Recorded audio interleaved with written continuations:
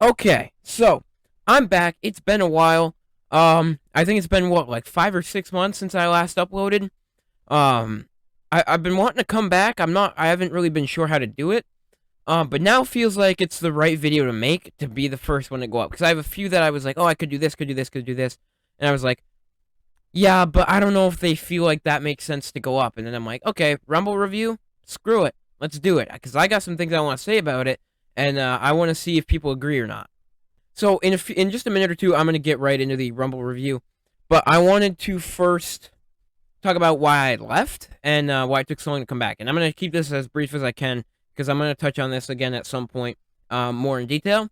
To put it simply, life's been busy. Like between work and I've gotten wrestling going again finally. I'm making regular trips down to New York to wrestle. I'm doing some stuff in Massachusetts, stuff like that. So wrestling's back and it's very busy. That takes up quite a bit of time between making these trips and planning around these trips and everything. And combining that plus working 6 days a week and trying to also keep spending time with my family.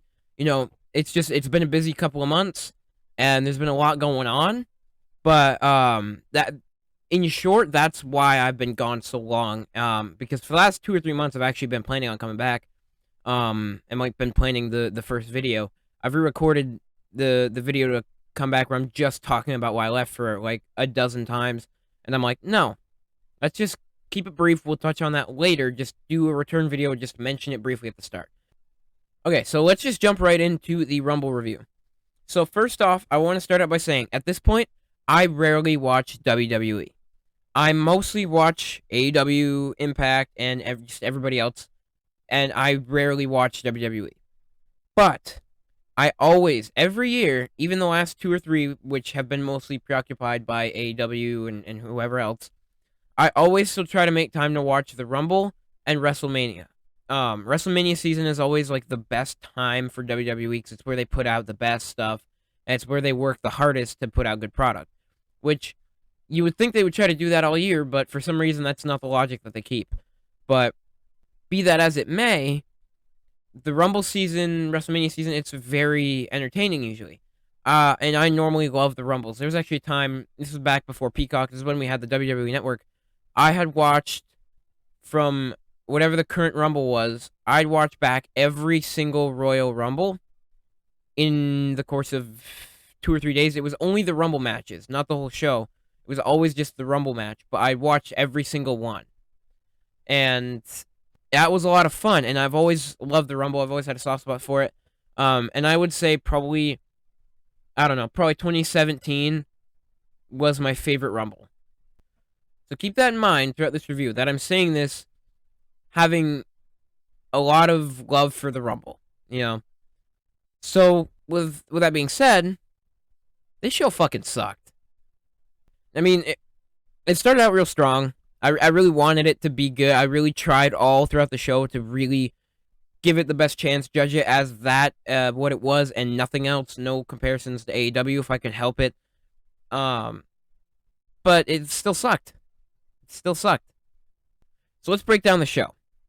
So the opening match was awesome, and it was Rollins versus Reigns. Great opener because this match was guaranteed to be a classic, right? Because it always is with these guys. So Roman Reigns came out first, and he did his normal shtick, his tribal chief thing. And then Seth Rollins came out. And he came out to the Shield's music, and he came out in the Riot gear.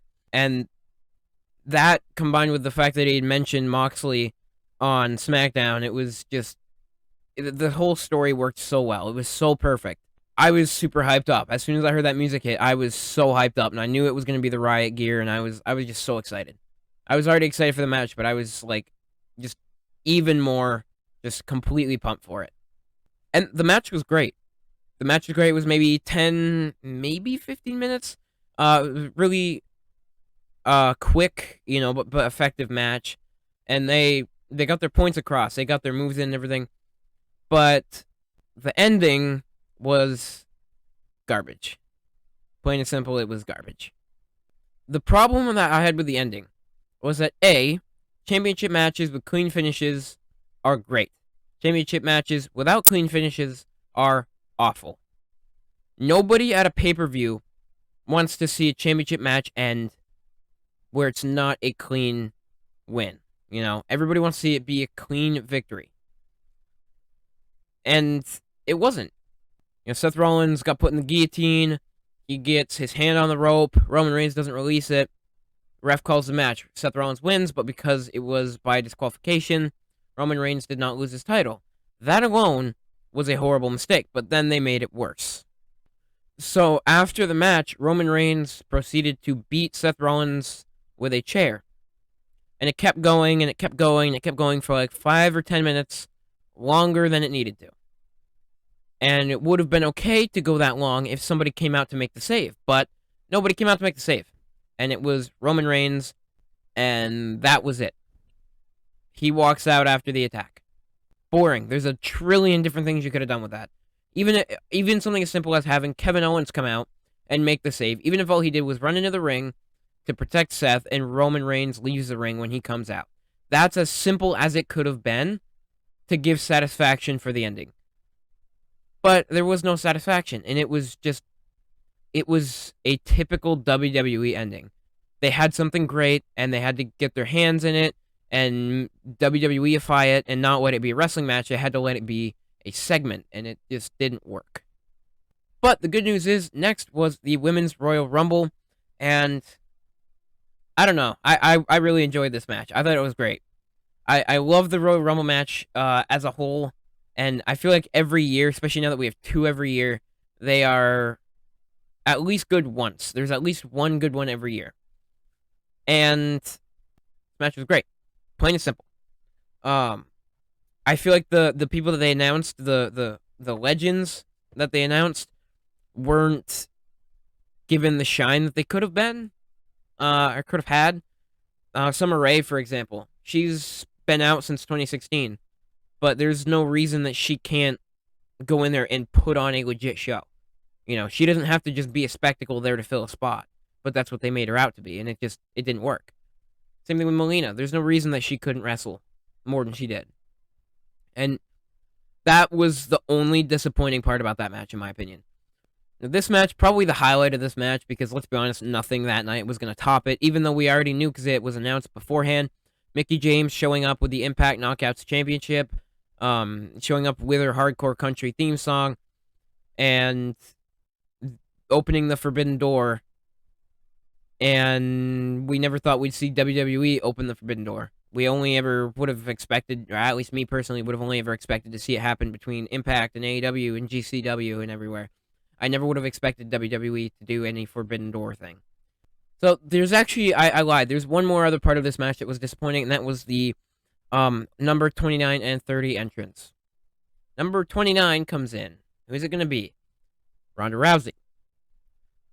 This was cool. It's been, I think, 3 years since we've seen her in WWE. It was pretty cool. It was really cool to see her again. And she went on to win the Rumble. And I'm glad. You know, it's good to see her back. And I hope she does well. I hope she can, you know, really make a change. Because WWE, I feel like, for the last little while, has really needed a change. And I don't know if she's the one to be able to make it. But I think it's a good effort. You know, I'd like to see where it goes.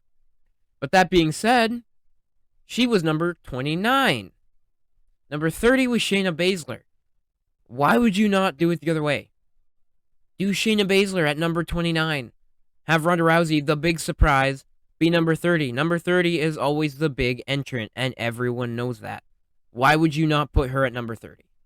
Up next, we had Becky and Doudrop, and I'm going to keep it pretty short and sweet, because I don't remember a lot about this match. It was okay, but it was nothing to write home about, you know? It was pretty bland, pretty forgettable. It was just a basic match between two people that we could have seen on TV. You know, it didn't seem to be anything pay-per-view worthy, to be honest. I think there was 100 other matches that could have and should have filled that spot. Personally, I just didn't really like it. It was just generic. Now, up next, we had Brock Lesnar versus Bobby Lashley for the World Heavyweight Championship, and I thought that match was pretty good. I haven't really spoken much yet on Brock Lesnar since his return. Most people who I talk to about wrestling know that I'm not fond of Brock Lesnar. He the last couple of years, like probably 2017 to 2019, those couple years, maybe even 2020, I couldn't stand him because of how much he was being used. 2018 was rough because he had about 150,000 matches with Roman Reigns that all ended the exact same. And, he just grew very stale for me. But when he came back at SummerSlam, I was excited. I saw like the leaked picture of him with long hair and growing the beard out. And then his return at SummerSlam was really cool to see him again. And I like what they've been doing with his character. I like this version of Brock Lesnar. And it's funny, because I've always viewed Bobby as a babyface and Lesnar as a heel. But the roles were kind of reversed, where Lesnar's like kind of like the anti-hero. He's like the bad good guy, and Lashley's the bad guy now. And it's kind of funny because like wrestling can do that, and it makes sense when they do that. But any other scenario, it wouldn't make sense. But I liked it. I like what they did. The build-up for this match was really good. I can't say I watched every single second of all of the setup for this, but I thought it was pretty good. I thought the match was awesome. It wasn't anything crazy, but it was just fun. Just them hitting their moves. Two big guys who are fast and muscly who hit really hard, and they're just beating the crap out of each other. That's what the sport's all about, and it was just a fun match. Up next was the mixed tag team match, which was Miz and Maurice versus Edge and Beth Phoenix, and I thought it was a good match. Again, it was nothing crazy. Just a good, fun, quick match. Everybody went in, they got their spots in, and then that was it. And it was. I think it warranted the reaction it got. I feel like people weren't like losing their minds over it, but they were like, okay, they were buying in enough that it was like, okay, this is good. It's nothing like absolutely insane or WrestleMania worthy, but it's a good match. Next up, we have the Men's Royal Rumble. Now, call back to a few minutes ago when I said that every year, especially now doing two, the Royal Rumble has at least one good one. There's at least one good Rumble every year since there's two. And there was only one this year. The Men's Royal Rumble was awful. It was boring as shit, and it was a sleeper match. And I thought Becky and Doudrop was a little bit of a sleeper match. It was just kind of like yeah, we're going to do this because we have to fill a time slot. But I thought Becky and Doudrop was better. The Men's Royal Rumble match, it sucked. It was bad. We saw the return of Bad Bunny at number, I think it was 27, and Shane McMahon was number 28. And that was really cool to see both those guys back. It was really cool to see that Bad Bunny's not done with them. I was really hoping that his first run wasn't just a one-off. And I really hope to see, even if it's only every once in a while or every WrestleMania season, that they do something with him, because he's really good, and he takes it so seriously. And I really think that he shocked everybody at WrestleMania with his match, and it hit. It was just great. So I hope to see him doing more, and I'm glad to see he was back. But that was a big surprise, probably the biggest surprise of all of them in that match, and that wasn't number 30. And as I said, Shane McMahon returned, and that was number 28. Vince finally, after like 2.5 years, has finally acknowledged the fact that his son exists, and we've been waiting for that for so long. But that was number 28, not number 30. That would have even been a valid surprise entrant for 30. But who was number 29? Randy Orton. He's from St. Louis. They were in St. Louis, so it's like, okay. So they're putting these couple surprises as the last few, and they're putting a hometown boy as number 29. Who's going to be number 30? It's going to be a big name. Well, that's not how it happened. Number 30 hits, and who is it? It is our good buddy from down the road, Bork Lazar. He is back for his second match of the night, entering at number 30 in the Royal Rumble. He goes in, he cleans house, and wins the Rumble match. I was not happy about that, because here's the thing. Roman still is the champ. Bobby took the belt from Brock. Roman and Bobby are both feuding with Brock at the same exact time. So why are we going to have that guy who's already going to be in the world title picture win the Rumble? Why not give it to somebody young, somebody who hasn't gotten a chance? Ricochet, Riddle, anybody. Bad Bunny, put him in the title picture, even if he loses. You know? It had so much potential, and the match just let me down from top to bottom. And I'm disappointed because that was the main event. The women should have been the main event, and they should have gone on last this year because it was better. It was a better match. So overall, I thought it was a decent show. It was enjoyable, but nothing crazy. I think the past few years have been better. And then like 2017, 2018, I thought that those had better Rumbles too. Because that's like my favorite time. 2017 was probably my favorite time of the modern era. I just think it was just better, and they can't come back the way that they're trying to from where they've gone. And that really sucks as a company that they can't find anything fresh to do, and they're using their older guys. They're still not using their younger talent as much, and it just, I don't know, just isn't doing it for me. But watching a couple shows a year, watching a couple of the big pay-per-views, I can get behind that. But still, it should have been better than it was. I mean, the main event was the worst on the card, and I think everything was pretty decent besides that. There was just a few underwhelming parts of that show that just kind of ruined it for me, kind of made me feel like it was, not what it could have been. It made me feel like it was very much dominated by Vince's writing and not handled by anybody who actually knows what they're doing. But yeah, that was my thoughts on the Rumble. Not bad, not great, but we'll call it a good show. We'll give it a thumbs up. And I'm curious to see as to where the rest of Mania season is going to take us. Hopefully, takes us pretty good, somewhere good, I guess I should say. But you never know with that company. It's always hit or miss. But we'll give it a fair shot. But anyways, thank you guys for watching. I hope you guys enjoyed. Let me know what you think about my opinions in the comments. If you disagree, I'm not gonna shit on you. I'm down to have a meaningful conversation with you of like, oh, well, you didn't like this. I like this. Here's why I like this. I see where you're coming from. Because people on the internet argue way too much. Way too much. All right. With all that being said, thank you guys for watching.